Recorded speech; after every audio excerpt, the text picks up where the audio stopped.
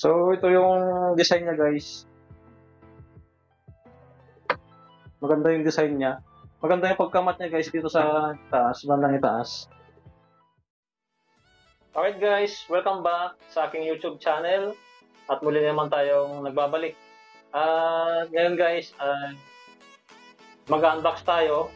So, sa wakas, guys, is dumating na rin yung pinakahihintay natin. Bali, natagalan lang siya, guys, dahil nga nabutan siya ng weekend.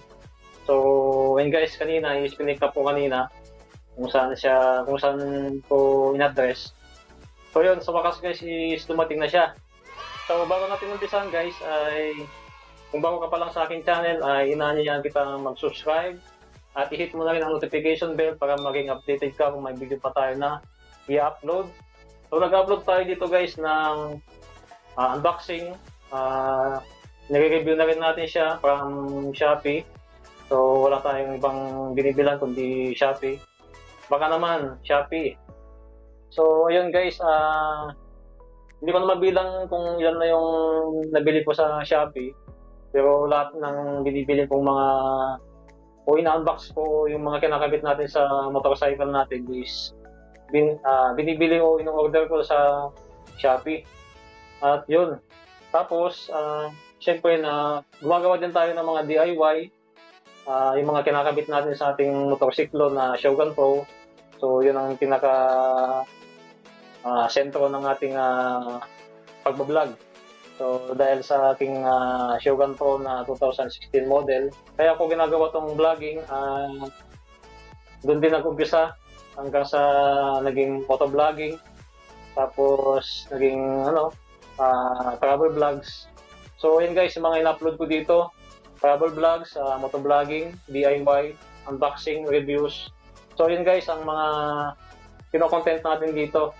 So baka yung iba sa inyo, guys, is nalilito kung ano talaga yung kino-content ko dito.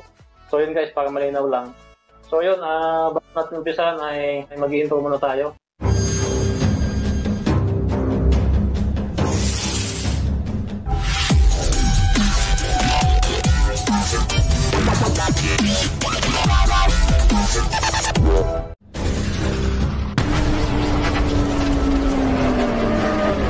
So ito siya. Ito. Sobrang laki niya, guys. Hindi ko ni-expect na ganito kalaki yung box niya. Pero baka may may mga partition to sa loob para hindi umalog-alog. So yun, ito, guys, is yung yung top box.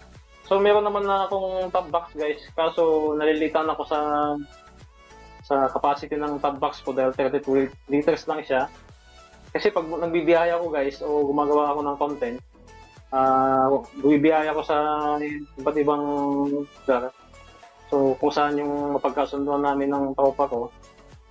So yung minsan, pinaproblema ko yung lagayan ng aking mga gadgets na dadalhin sa ginagawa kong mga content.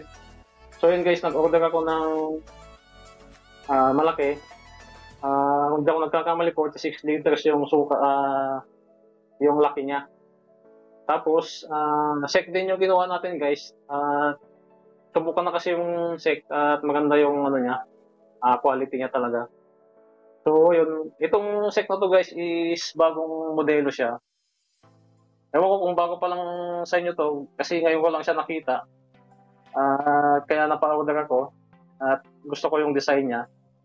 So yun, i-unbox na natin, guys, para makita nyo kung ano yung sinasabi kong bagong design.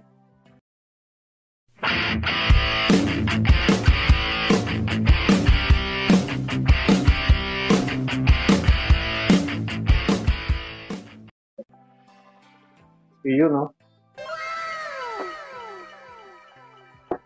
Wow! Ang laki, guys. Ang laki. So mayroon din siyang warranty certificate dito. Tapos yan yung kanyang price, guys. 2,199. Since online shop to, excluded pa yung yung kanyang shipping fee. Tumabot din siya ng 2,300. Tapos naka-discount ako. So malaki pala talaga siya guys. Ibaba muna natin. Wala na ng laman yung box niya guys. Akala ko kasi may mga partition siya dito. So box lang pala siya. So yun guys yung pinaka ano. Ang laki pala niya guys. Sobra. Marami tayong may lalagay dito. Ewan ko lang kung babagay sa ating motorcycle. Yan lang. Pero okay lang yan guys.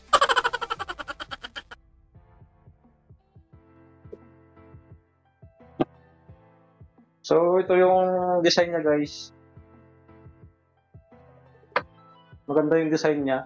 Maganda yung pagkamat niya guys dito sa taas, bandang itaas. So maganda yung pagkakamat niya dito. Maganda yung design niya guys. Solid. Solid talaga ang SEC guys dahil ang kapal ng plastic nito. So kaya SEC pa rin yung kinuha ko. Saka ang maganda sa SEC kasi is maganda yung susi niya. So yung gusto ko dito guys yung susian niya o yung susi niya pala. Tapos yung lock system niya. So maganda guys yung design. Solid to, solid. So try natin siyang buksan.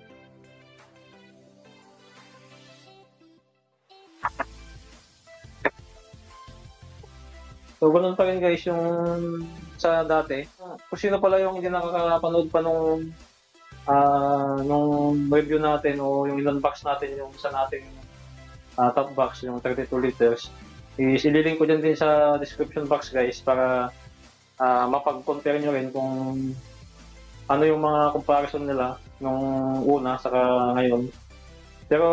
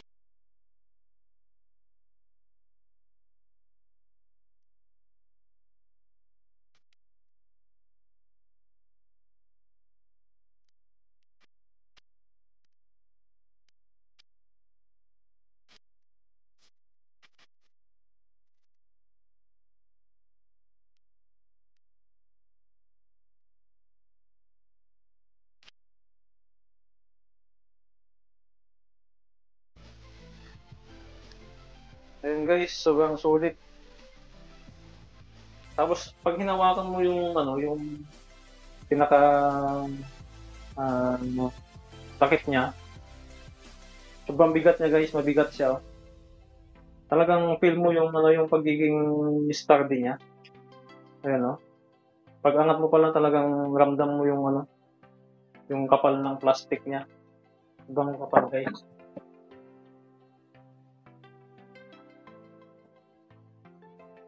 So marami tayong may lalagay dito. Malamang kasya yung dalawang full face na helmet dito. So try natin yung helmet natin mamaya kung magkakasya siya. Tapos nandito na rin yung kompleto naman siya guys. Sabilangin natin, 4 yung kanyang bracket, lock sa bracket niya. Tapos tapos ganoon pa rin guys sa dati. Tapos yung mga bolt niya ganun pa rin sa dati guys. Tapos yung kanyang base plate, nakakabit na siya dito.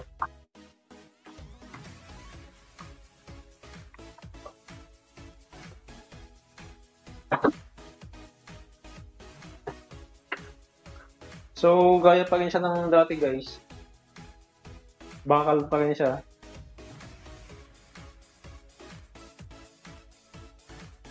Pero para sa akin guys, mas okay sa akin yung ano, yung plastic. Pero ayos naman to guys. Matibay naman siya. Bakal. Mas malaki lang guys yung base plate nito kaysa yung 32 liters natin. Dahil nga malaki siya. Kaya malaki din yung base plate niya para kaya niyang hawakan yung pinaka top box natin. Tapos may dagdag yung ano niya, yung mga goma niya dito sa ilalim. May dagdag siyang dalawa guys dito. Kasi yung isa natin is 4 lang talaga siya. Sa mga corner lang. Pero ito 6 siya. So ganun pa rin guys yung ano, yung base plate niya. Nagkaiba lang talaga ng design tapos mas malaki siya. So yun lang naman ang pagkakaiba. Tapos meron din siyang ano dito, naka-emboss na ano, na sec. Yan. So yun lang naman guys yung ano dito, bago. Tapos yung quality niya is ganoon pa rin. Wala pa rin akong masabi sa quality niya. Sobrang tibay nito guys. So ang ganda guys tong bagong design nila. Maganda. Ewan ko lang kung babagay sa motor natin. Kasi nga sobrang laki din niya talaga. So ayan. Malaki talaga siya guys. So okay na rin to guys. Yun naman yung hanap natin, yung malaki at maraming may kakarga sa ating ano, top box. At alam naman natin na bilang content creator guys is kailangan meron tayong ano, secured na paglalagyan ng mga gadget natin. So ayan. Tapos yung emblem niya dito, meron siyang emblem na SEC. Pero din sa taas guys.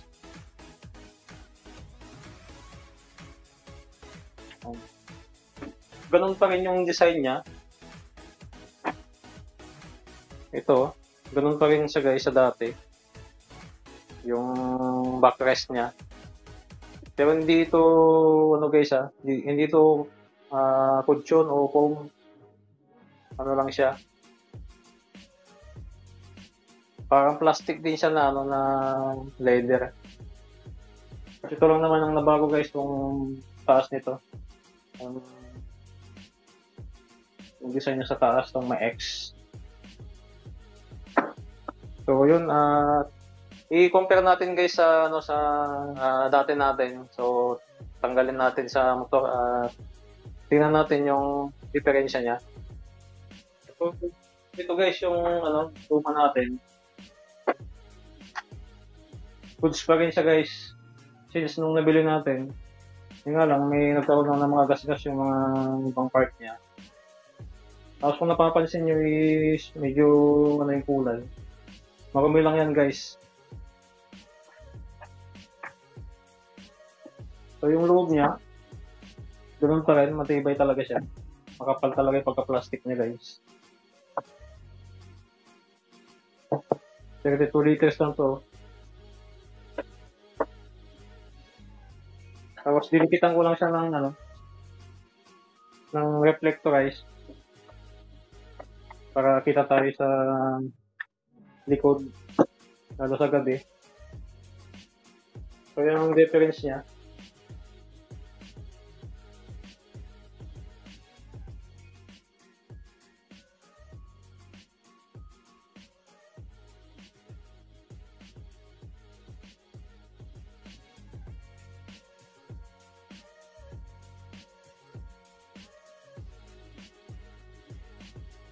So, yun lang guys, ang difference niya. Yung size, tapos yung design. Tapos parehas lang naman sila ng susi guys. Ganun pa rin siya.